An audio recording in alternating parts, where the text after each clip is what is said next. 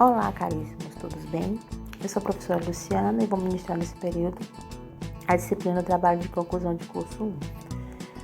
Chegar à disciplina de TCC1 significa que vocês já percorreram boa parte do curso de História, não é? E acredito que com sucesso. Ao longo deste percurso, vocês tiveram a oportunidade de entrar em contato com teorias, e metodologias diversas que os auxiliaram na realização de trabalhos acadêmicos. E também nesse percurso, acredito que despertou em alguns a curiosidade de se aprofundar em determinadas temáticas, em determinados objetos, possíveis objetos de estudo. E naqueles que ainda estão em dúvida sobre o que pesquisar, nesta disciplina, necessariamente vocês terão que definir, porque no TCC2 já é a feitura da monografia. Eu digo sempre que a disciplina do TCC1 é a primeira prova de fogo para que vocês consigam o tão sonhado diploma de graduação superior e dar o passo inicial para planejar aí a carreira de profissional de História. Mas a monografia não é o passo inicial. O passo inicial é a elaboração do projeto de pesquisa. Tanto o projeto de pesquisa quanto a monografia, alguns têm um certo temor com relação a essas duas etapas, mas não precisa. Basta ter uma dedicação e orientação, que no caso vocês terão, tanto por mim quanto dos seus respectivos tutores, e que no final vai dar tudo certo. Bem, agora vamos então conhecer o programa da disciplina, o plano de ensino, os principais pontos dessa disciplina e posteriormente o plano de trabalho.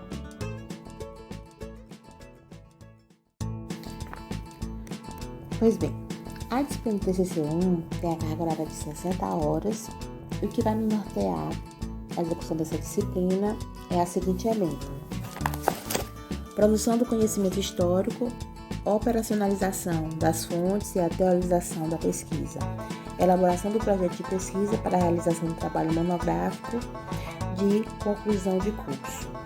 A partir dessa ementa, nós desenvolvemos alguns objetivos, dentre eles, o geral, que é discutir a apropriação e o tratamento de variadas fontes de pesquisa e seu emprego na elaboração do TCC.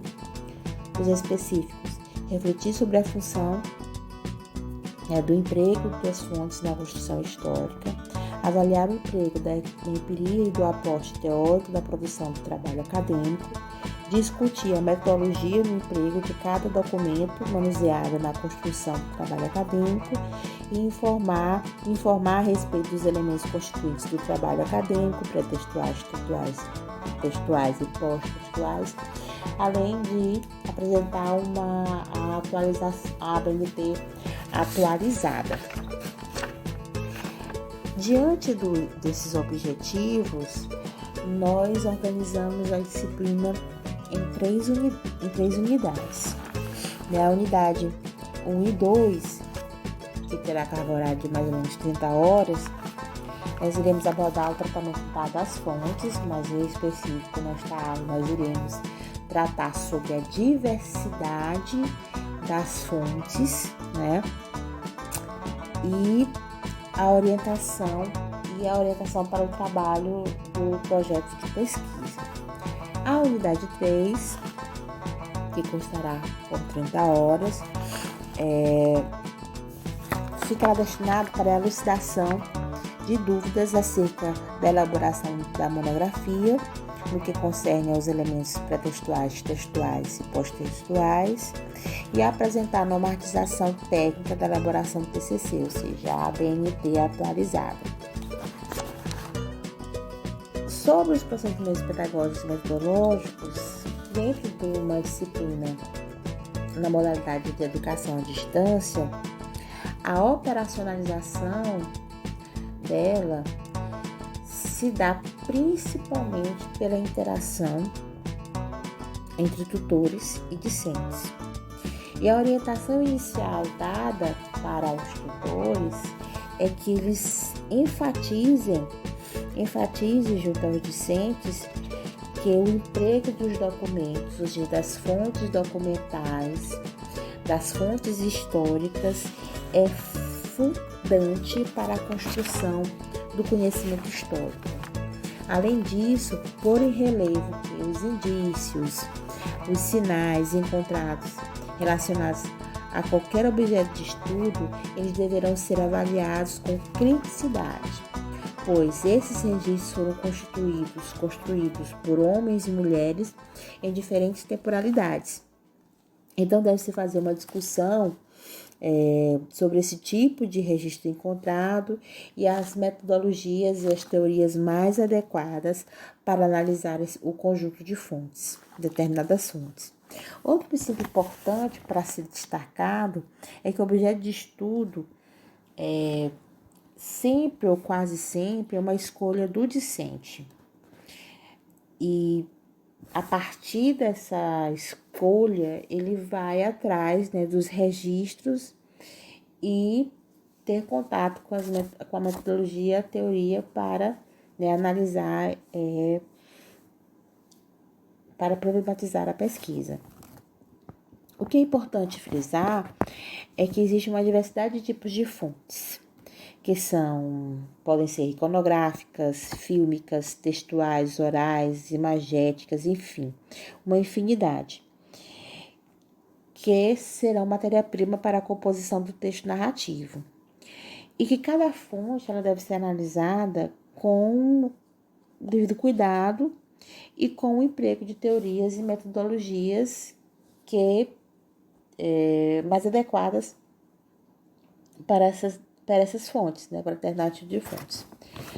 Os discentes, eles serão avaliados a partir do encontro presencial e principalmente pela participação no ambiente virtual de aprendizagem, no caso SIGA-A, pois ele tem participado do fórum e também postar os trabalhos que serão requeridos, que serão o esboço do projeto de pesquisa e o projeto de pesquisa é finalizado.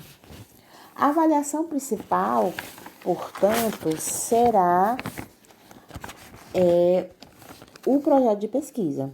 Não teremos prova, aquela prova tradicional, vai ser o projeto de pesquisa que é o objeto da nossa disciplina, Então, diante disso, eu espero que todos tenham êxito na realização desse componente curricular e que,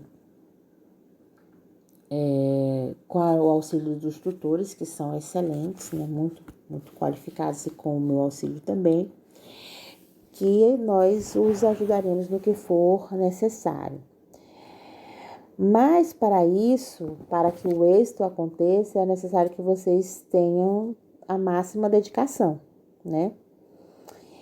Então, caríssimos, vamos trabalhar e não deixe, por favor, para realizar os trabalhos na última hora.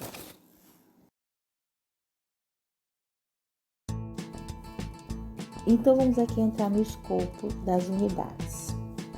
A unidade 1, nós iremos dissertar especificamente sobre os fatos históricos ou documentos históricos.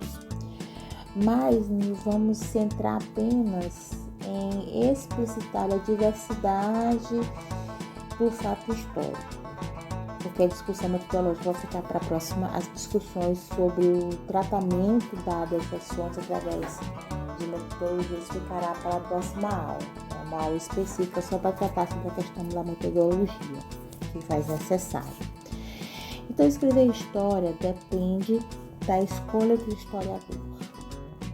É este sujeito que vai definir o que é um fato histórico, qual o fato histórico ele deseja pesquisar, o recorte temporal e o referencial teórico que vai ser utilizado para analisar os fatos. Então, o fato histórico é, portanto, um ponto de partida de análise e interpretação do historiador de uma certa verdade histórica, colocando aqui bem entre aspas, de um determinado período da história da humanidade. Um recurso primordial para a compreensão de um fato histórico é, sem dúvida, o estudo das fontes históricas e documentos históricos. O que pode ser considerado objeto da ciência histórica? Pode ser considerado objeto da ciência histórica toda e qualquer manifestação humana que foram deixados ao longo do tempo por homens e mulheres, através de registros que podem ser linguagens escritas ou não, imagens em movimento ou não, edificações, enfim. E que essas manifestações podem ser consideradas fatos históricos, que é a matéria-prima, do historiador, como se fosse uma espécie de alicerce, um tijolinho para a construção de uma parede. Então, sobre as fontes históricas, o principal autor utilizado foi José de Assunção Barros, com o artigo Fontes Históricas, revisitando alguns aspectos primordiais para a pesquisa histórica. Para este autor, são fontes históricas tanto as já tradicionais documentos textuais, que são crônicas, memórias, registros cartoriais, processos criminais, cartas legislativas, obras de literatura, correspondências públicas e privadas, como também quaisquer outros que possam nos fornecer um testemunho ou um discurso proveniente do passado humano, da realidade vivida, e que se apresenta como relevante para o presente do historiador. Assim, existe uma gama de possibilidades documentais que vai desde vestígios arqueológicos a outras partes da cultura material, como arquitetura de prédios, igrejas, ruas, monumentos, cerâmicas, utensílios da vida cotidiana, até mesmo representações pictóricas e fontes da cultura oral, testemunhos escolhidos ou provocados pelo historiador. Pode-se concluir, ante as mudanças historiográficas, que na atualidade não há praticamente limite para que o historiador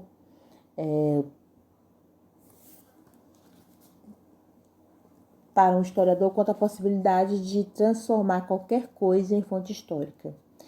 Exemplo, um repertório de gestos pode ser revelador de permanências do passado. E os arquivos são relevantes ainda para a pesquisa histórica, para o trabalho do historiador, mas estão longe de ser suficientes para fornecer tudo que os profissionais da história necessitam para o seu trabalho. Na verdade, a questão de pesquisar ou não as fontes em arquivos tem muito mais a ver com o objeto ou com os problemas da história, os problemas históricos que estão sendo examinados, do que qualquer outra coisa. Então, a tendência historiográfica atual é entender como fonte histórica não apenas aquelas que possuem suporte, mas também as mensagens,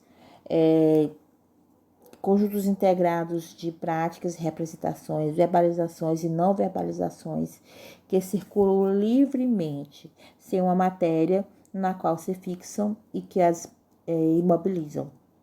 Discutir a diversidade das fontes históricas teve a finalidade de mostrar as N possibilidades de matéria-prima para o historiador e também se constituir um dos componentes importantes para o projeto de pesquisa,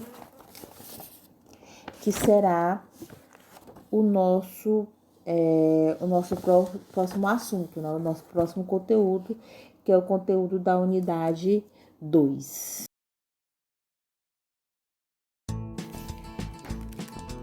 Então, o último conteúdo dessa aula é falar sobre as etapas do projeto de pesquisa. Então, de acordo com José de Assunção Barros, em um artigo Projeto de Pesquisa, Aspectos Introdutórios, o projeto de pesquisa é dotado de algumas funções relevantes que resultarão na produção de um novo conhecimento. Primeiro, o projeto de pesquisa pode ser definido como uma carta de intenções em que o pesquisador irá fazer uma proposta de investigação para uma universidade ou qualquer outra instituição acadêmica e científica. E segundo, ele é um instrumento norteador de uma pesquisa que permitirá que o estudioso ganhe tempo e não se perca nas inúmeras possibilidades de temáticas, de leituras, de fontes. Ou seja, o projeto torna a pesquisa possível, viável e relevante. E neste ponto, um outro quesito importante é que o projeto é uma espécie de roteiro de trabalho, um instrumento de planejamento extremamente necessário para que o pesquisador não gaste energia e recursos desnecessariamente. O autor elenca também uma outra funcionalidade do projeto de pesquisa, pois o projeto de pesquisa ele se torna uma espécie de apoio para um instrumento para a elaboração de ideias e também para o autoesclarecimento do autor. Assim, o projeto possibilita o pesquisador conhecer melhor sobre a temática ao ser investigado, na medida em que viabiliza o contato com teorias, definições de metodologias, hipóteses, o contato com a bibliografia sobre o que será pesquisado. E desta forma, a partir desse conhecimento adequado, os estudiosos têm um maior poder de articulação das suas ideias. Então, o projeto também é uma importante ferramenta que possibilita o diálogo científico e acadêmico, pois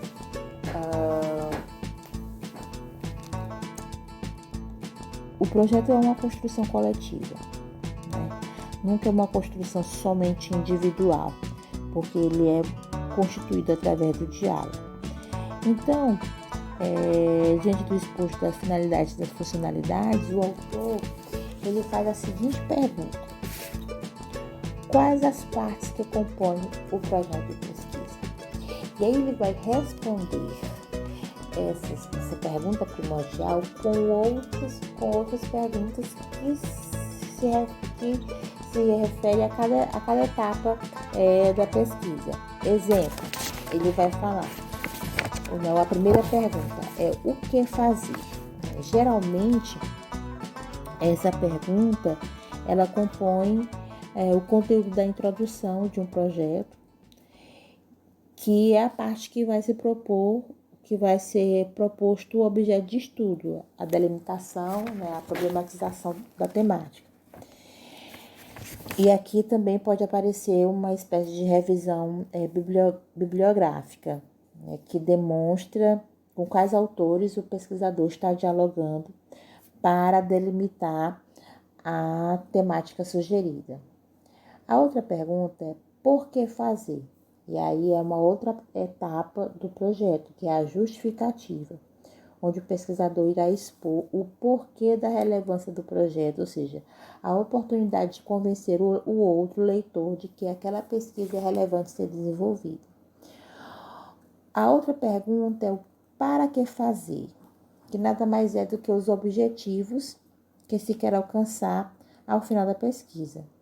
E a partir de quais fundamentos, que nessa pergunta se constitui referencial teórico, em que será explicitados os conceitos, expressões e categorias para fazer reflexões sobre o objeto de estudo.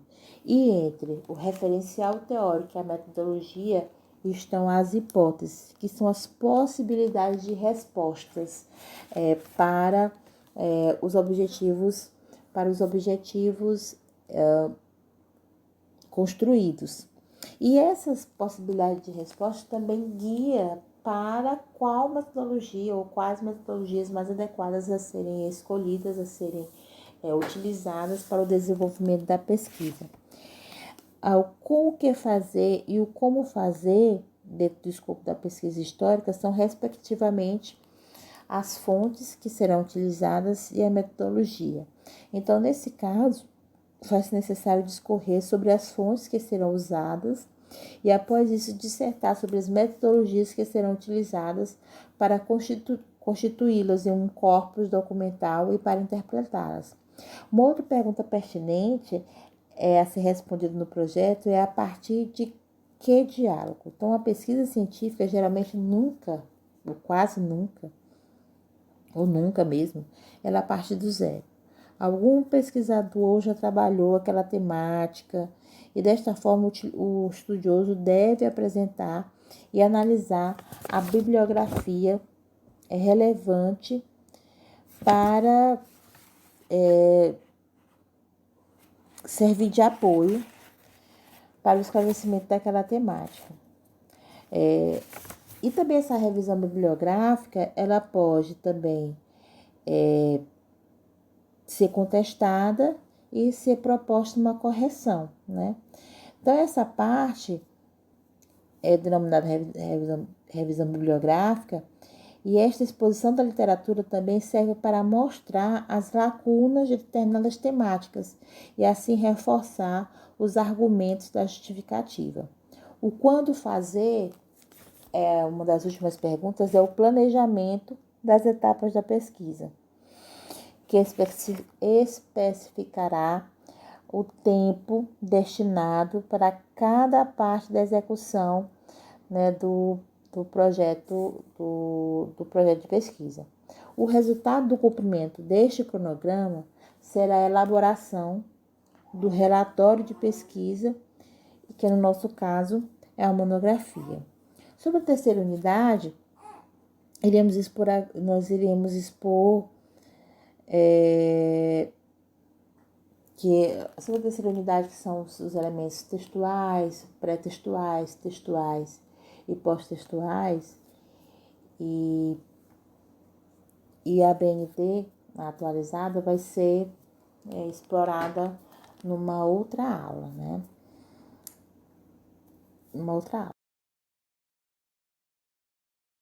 Então, caríssimo, para a próxima aula, ficarão as discussões sobre as metodologias, né, adequadas para determinados tipos de fontes.